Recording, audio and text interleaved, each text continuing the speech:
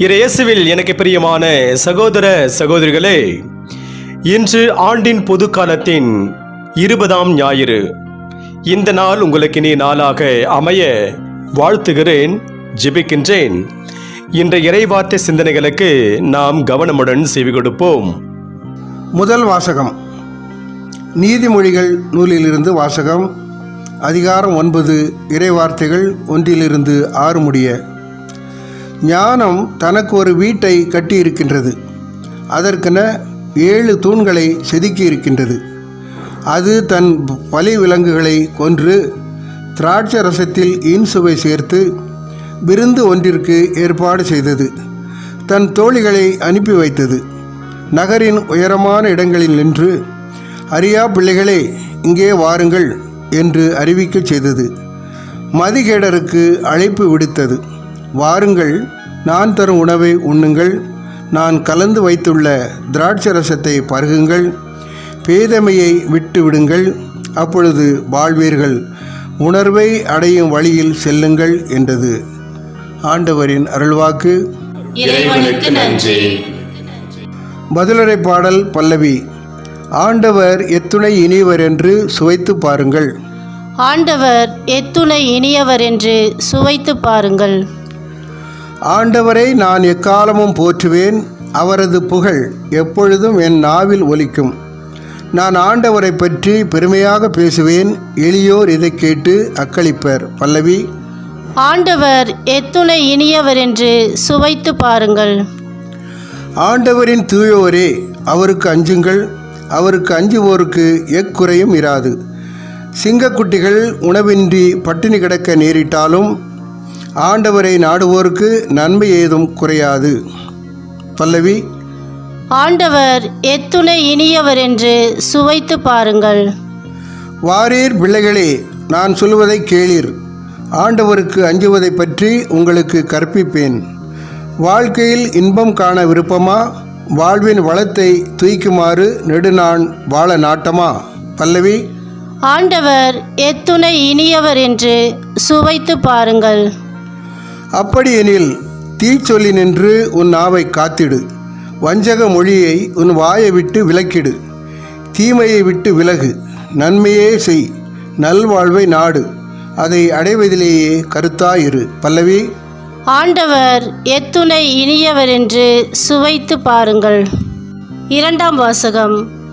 திருத்தூதர் பவுல் எபேசியருக்கு எழுதிய திருமுகத்திலிருந்து வாசகம்.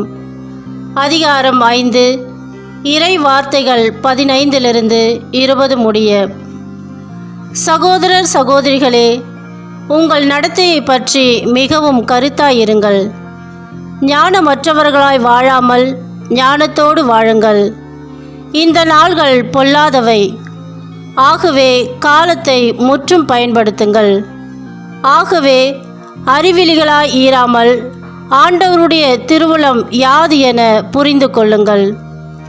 திராட்சை மது அருந்தி குடிவெறிக்கு ஆளாகாதீர்கள், இது தாறுமாறான வாழ்வுக்கு வழிகோலும். மாறாக தூய ஆவியார் ஆட்கொள்ளப்படுங்கள். உங்கள் உரையாடல்களில் திருப்பாடல்கள், புகழ்பாக்கள், ஆவிக்குரிய பாடல்கள் ஆகியவை இடம்பெறட்டும். உளமாற இசைப்பாடி ஆண்டவரை போற்றுங்கள். நம் ஆண்டவராகிய இயேசு கிறிஸ்துவின் பெயரால் எல்லாவற்றிற்காகவும் எப்பொழுதும் தந்தையாம் கடவுளுக்கு நன்றி செலுத்துங்கள். ஆண்டவரின் அருள்வாக்கு. இறைவனுக்கு நன்றி. அல்லேலூயா, அல்லேலூயா.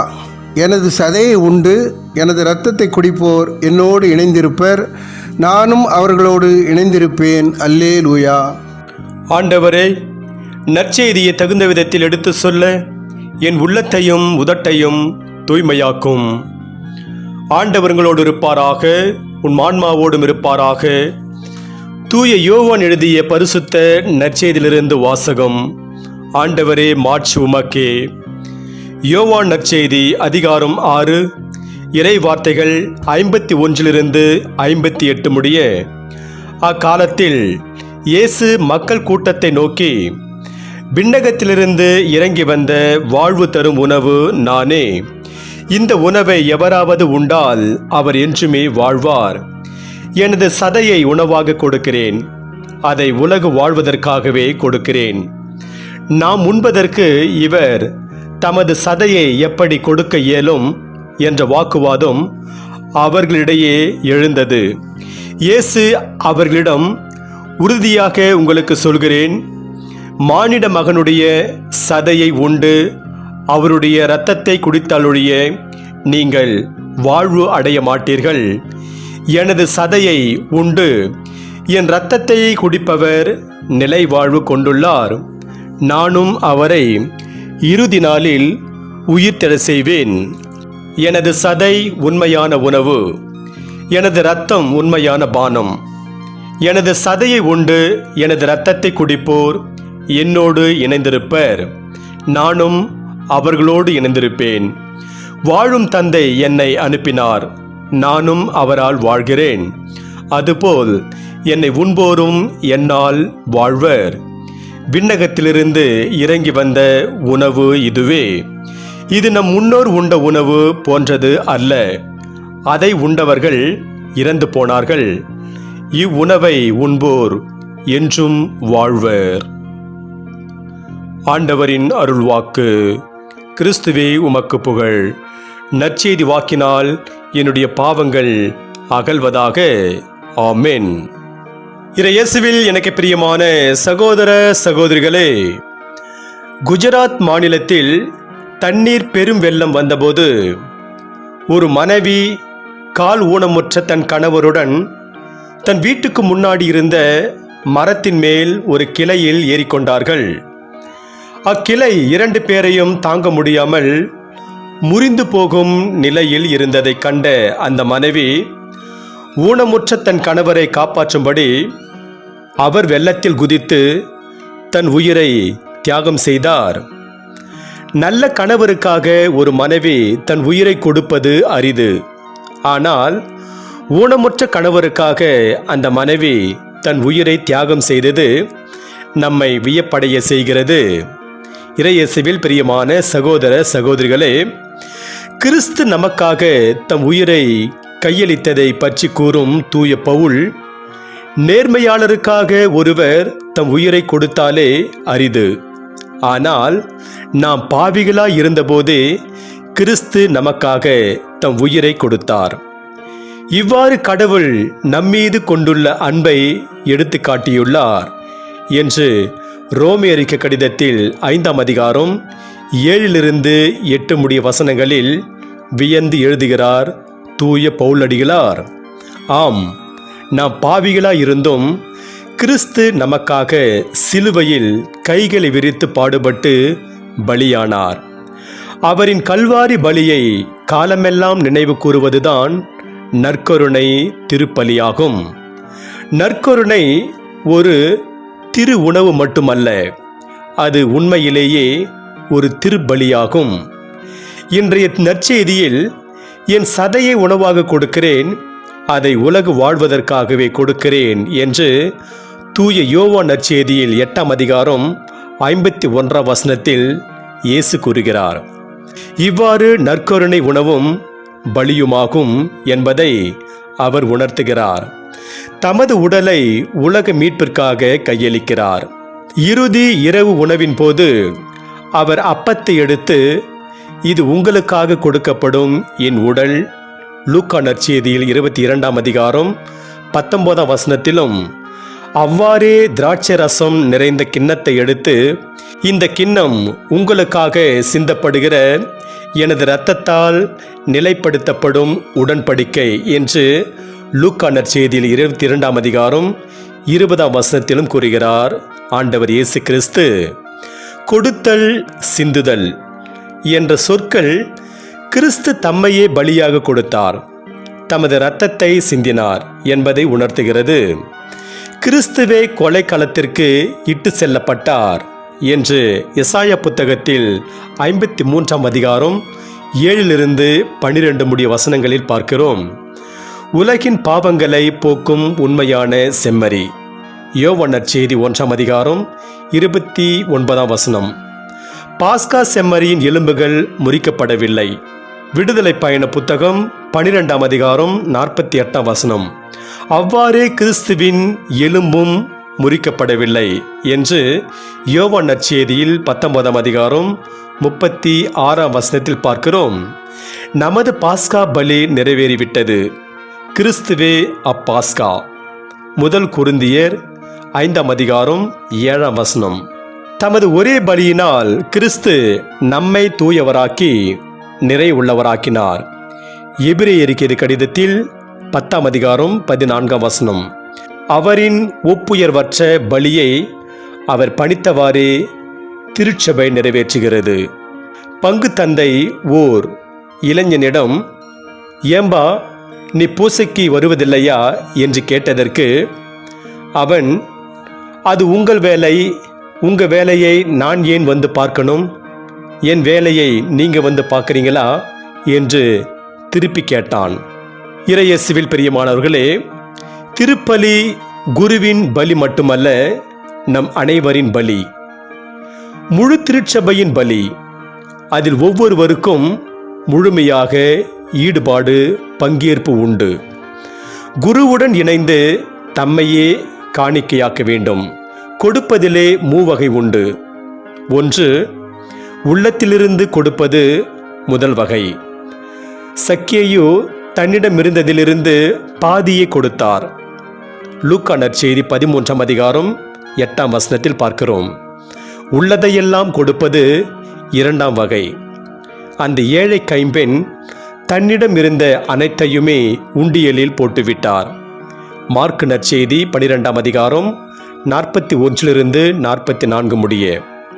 தன்னையே கொடுப்பது மூன்றாம் வகை. இயேசு கிறிஸ்து தம்மையே நமக்காக கையளித்தார். தம் நண்பர்களுக்காக உயிரை கொடுப்பதை விட சிறந்த அன்பு யாரிடமும் இல்லை என்று யோவான் நற்செய்தியில் 15ஆம் அதிகாரம் 13ஆம் வசனத்தில் அன்பிற்கு இலக்கணம் வகுத்து கொடுத்த கிறிஸ்து உலக மீட்பிற்காக தன் இன்னுயிரையே தாரை வார்த்து கொடுத்தார். அன்பிலார் எல்லாம் தமக்குரியர், அன்புடையார் என்பும் உரியர் பிறர்க்கு. குறள் 72. எங்கும் எல்லாருக்கும் எல்லா வகையிலும் நாம் நம்மை பயனுள்ளவர்களாக செய்ய முடியும். இரத்தமின்றி உயிர் இழப்பவர்களுக்கு இரத்த தானம் செய்வது சிறந்தது. இரத்தத்தை தானம் செய்வதால் நாம் சாக மாட்டோம். ஆனால் ஒரு நாள் இரத்தமின்றி நாம் சாவோம் என்பதை நெஞ்சில் நிறுத்திக் கொள்வோம். பிறருக்காக நாம் பயன்படாத நாட்கள் நாம் வாழாத நாட்கள்.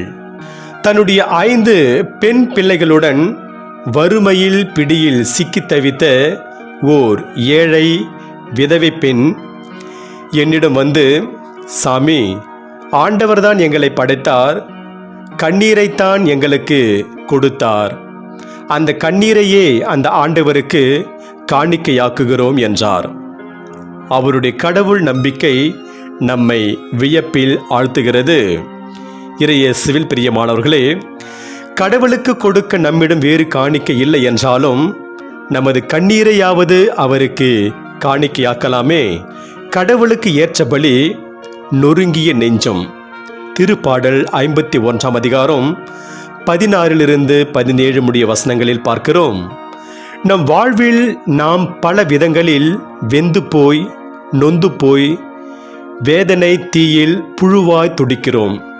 வறுமை, நோய், நோக்காடு, உறவின் முறிவுகள், விரிசல்கள், பிசவுகள், வலிப்புகள், மன இறுக்கங்கள், பாவங்கள், பலவீனங்கள் ஆகியவற்றை கடவுளுக்கு காணிக்கையாக்குவோமே. எங்கள் இறைவனாகிய ஆண்டவரே, தாழ்மையான மனத்தோடும் நொறுங்கிய உள்ளத்தோடு வாடுகின்ற எங்களை ஏற்றருளும் என்று திருப்பலி ஜெபத்தில் நாம் சொல்கிறோம். கண்ணீரிலும் கடவுளை காண கம்ப்யூட்டர் அறிவு போதாது. அதற்கு கடவுளின் ஞானம் தேவை. அந்த இறை ஞானத்தை சுவைத்து மகிழ, பேதமை நீங்கி பேரின்பம் வாழ்வு வாழ நம்மை அழைக்கிறது இன்றைய முதல் வாசகம். 2ஆம் வாசகத்திலும் ஞானமற்றவர்களாய் வாழாமல் ஞானத்துடன் வாழ நம்மை அழைக்கிறார் தூய பவுல். பலாப்பழத்தில் பலாசுளைகளை எடுக்க கத்தி தேவைப்படுகிறது. வாழ்வை சுவைத்து வாழ புத்தியுடன் ஞானமும் தேவைப்படுகிறது. கிறிஸ்துவே கடவுளின் ஞானம் என்று முதல் கொரிந்தியர் புத்தகத்தில் 1ஆம் அதிகாரம் 24ஆம் வசனத்தில் பார்க்கிறோம். அவரை பின் சென்று அவர் அருள் வாக்கை கேட்டு அவருடைய திருவுடலை உண்டால் அவர் நமது இருளை அகற்றி ஞான ஒளி ஏற்றுவார். முட்டாள்களாக நாம் வாழலாம், ஆனால் முட்டாள்களாக நாம் சாகக்கூடாது. ஒரு முட்டாள் தான் முட்டாள் என்பதை உணரும்போது அவன் ஞானியாகிறான். ஒரு பாவி தான் பாவி என்பதை உணரும்போது அவன் நீதிமான் ஆகிறான். இறைவன் உங்கள் அனைவரையும் நிறைவாக ஆசீர்வதிப்பாராக. ஆமென்.